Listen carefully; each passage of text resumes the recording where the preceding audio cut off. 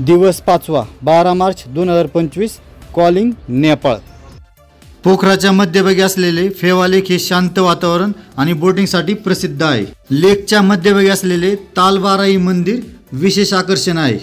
पोखरा ते काठमांडू या रस्त्यावर बऱ्याच ठिकाणी रस्त्याचे कामकाज चालू आहे। सकाळी हेवी ब्रेकफास्ट झाल्याने लंच स्किप करून फ्रूट्स घेण्याचे ठरवले। त्यानंतर आपण गाठले कुरिंटार म्हणजेच मनोकामना येथील रोपवे, थोडक्यात केबल कार। नेपाळमधील मनोकामना देवी ही एक प्रसिद्ध हिंदू देवी आहे। मनोकामनाचा अर्थ आहे इच्छा पूर्ण करणारी देवी। या देवीच्या दर्शनाने भक्तांची मनोकामना पूर्ण होते। येथे आलेले भाविक देवीला नारळ, फुले आणि पशु बलिदान अर्पण करत असतात।